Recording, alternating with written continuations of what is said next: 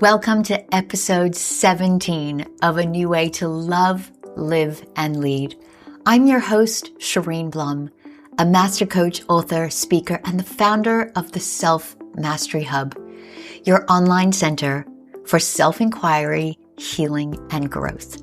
This podcast is here to remind you that midlife is your best chapter, a time to bring the focus back to yourself and design the best version of you. And this is season 2, and it's all about the art of self-connection.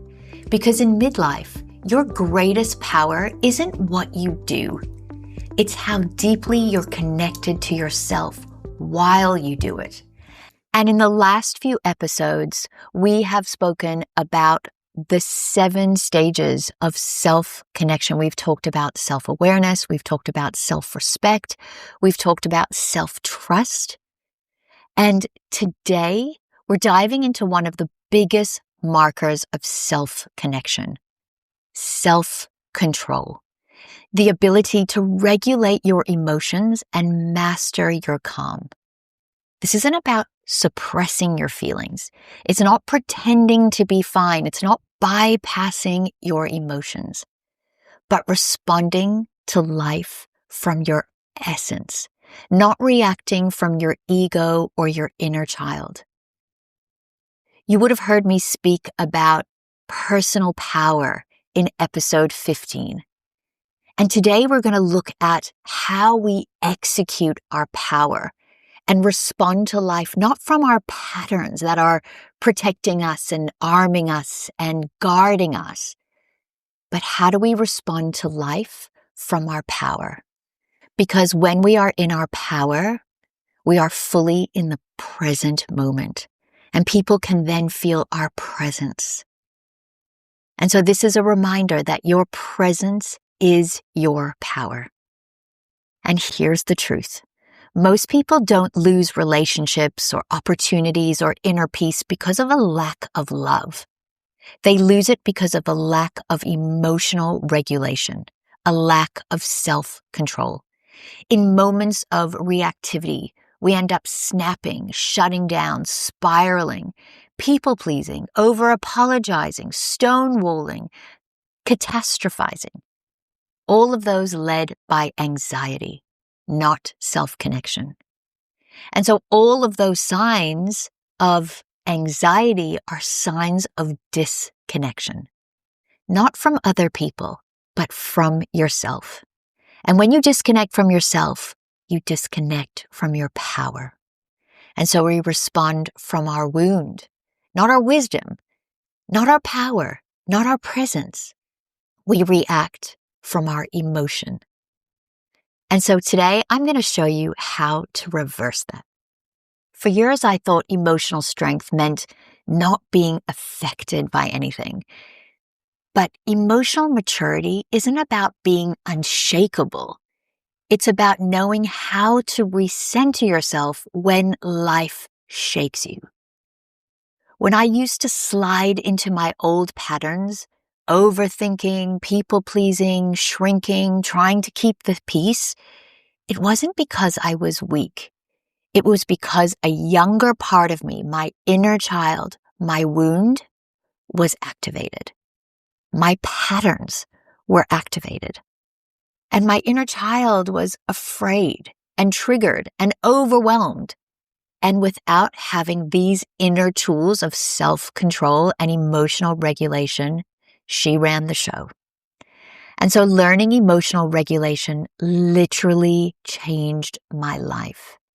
It helped me stop abandoning myself, to stay connected under pressure, to speak with grace instead of defensiveness, to respond with clarity instead of chaos or confusion, to feel safe inside myself. And this is what I want for you. Because when we learn to manage our nervous system and our stress response, not only does it make us resilient, it makes us powerful in every moment, even the moments that challenge us the most. And so during this season, I have defined self-connection as being rooted to your truth, even when your emotion rises. And we defined self-abandonment as leaving yourself in moments you need yourself most. That's what emotional dysregulation is. A moment where your nervous system hijacks your behavior. We abandon ourselves when we react instead of respond. We take everything personally. We over-explain or over-apologize. We retreat into shutdown or freeze. We fawn, which is the people-pleasing, and we do all the stuff to talk our way out of situations to avoid conflict or keep the peace. And we say yes when our body screams no. In fact, there's such an emotional muddle inside that we can't even understand what our yeses and nos really are. We can't tune in because the body is in such a muddle. And these reactions don't mean you're broken. They mean you're human and unregulated. But the good news is that regulation is a skill, a learnable one, a learnable skill. And today I want to introduce you to my emotional regulation framework, a framework that I teach every client that I work with. And it's something that I've come to call the stop and pop model. And today I want to take you through the steps of the stop and pop, because when you learn how to stop and pop, when you learn how to regulate yourself in those highly stressful moments or even mildly stressful moments where you find yourself shutting down or overreacting, you really build your confidence and trust because you know that you're going to be able to manage yourself. And so stop and pop is designed to help you interrupt the automatic emotional patterns, like the people-pleasing, the defensiveness, the reactivity, the emotional sensitivity, all those fear-based responses. So the first step is the stop. And this, think of it as like the freeze frame. This is the interruption of your default autopilot mode. Remember, our stress response is like a knee-jerk response. It's like flinching, but it doesn't necessarily need to be full-blown stress response. We can nip it in the bud. We can catch it by activating the power of the pause.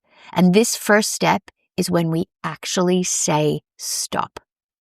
Because your nervous system wants to fire an old pattern. Your job is to simply pause the pattern. Do something physical like clap your hands. That is the most powerful pattern interrupt. Clap your hands. Touch your heart. Take a breath. Just step back. Do a walk. Or actually say the word stop to yourself. You can visualize a stop sign.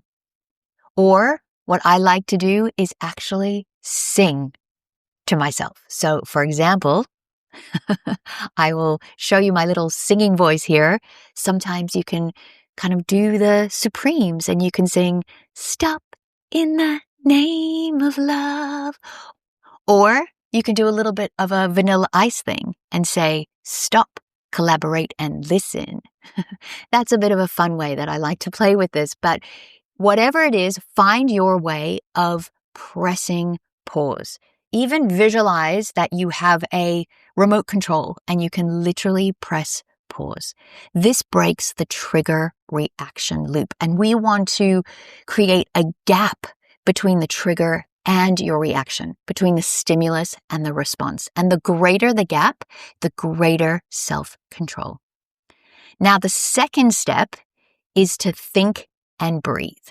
Bring your intention back online.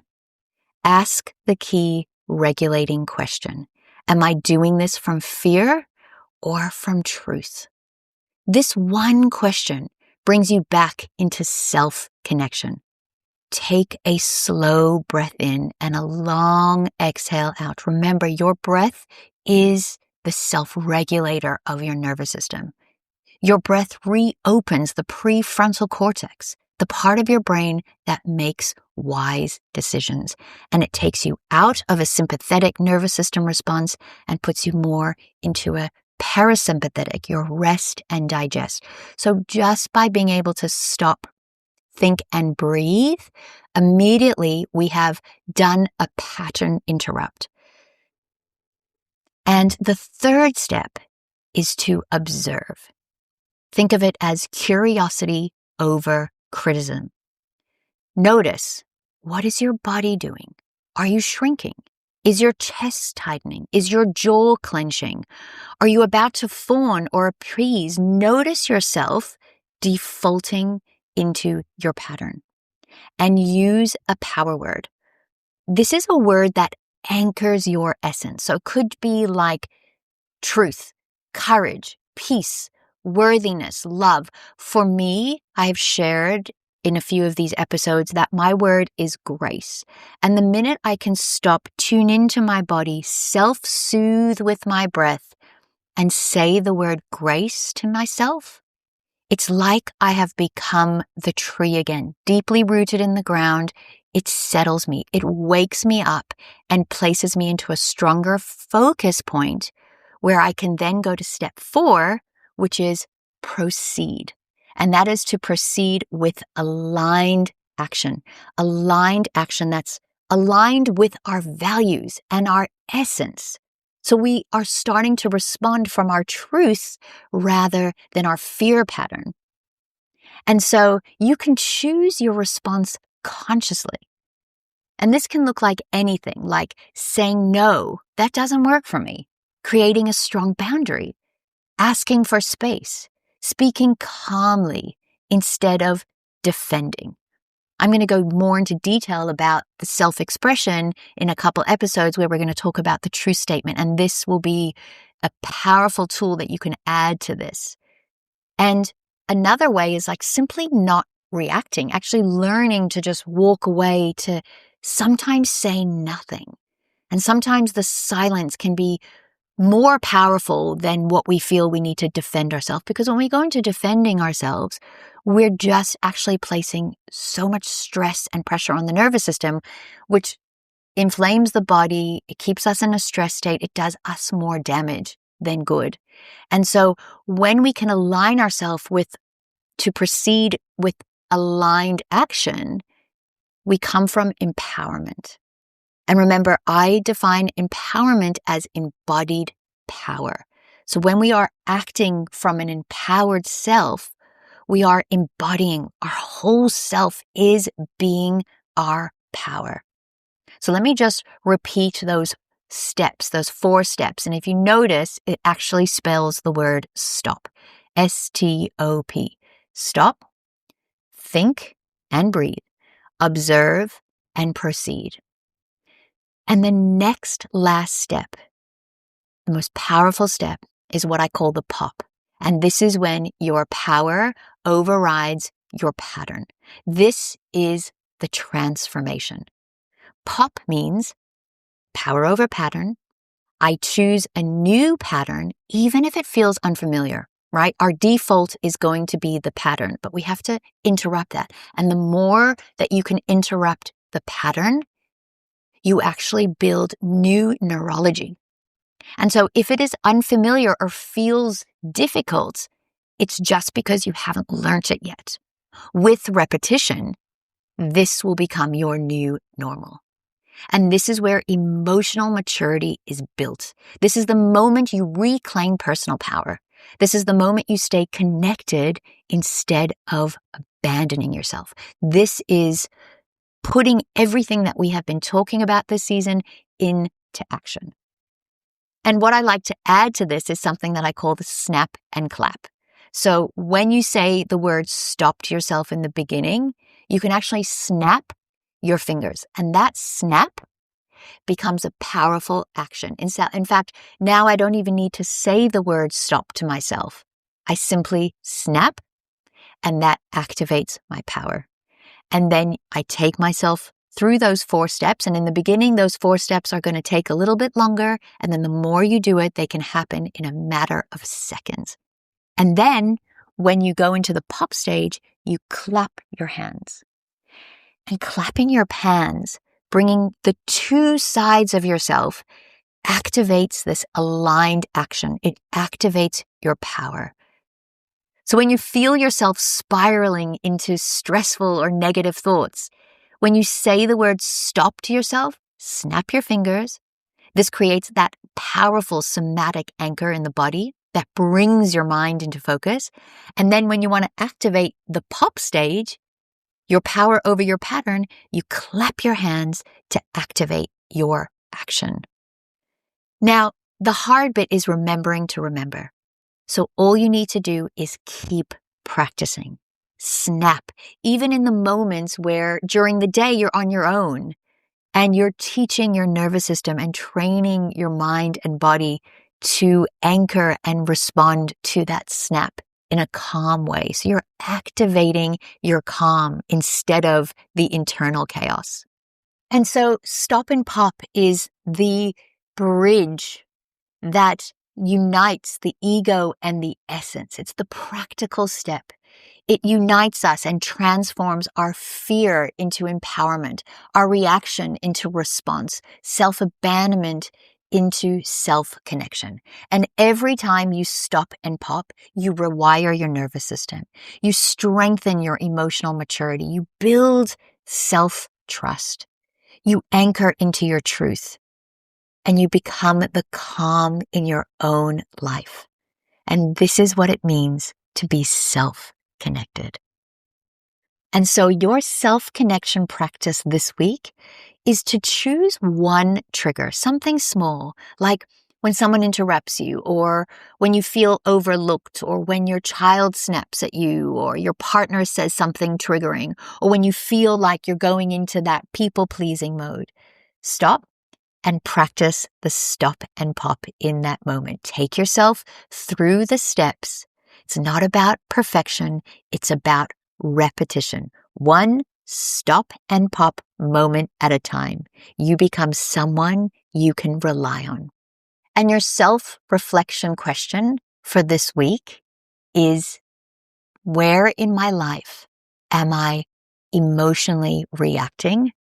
And where can I respond with more calm and emotional maturity?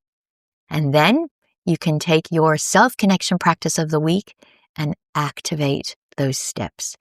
Now, to help you master the stop and pop, I have a worksheet, and I will put the link to the worksheet in the show notes below so you can take a look at the worksheet, you can save it on your phone, and you can take a look through the summary of the steps when you need it to help you learn it more.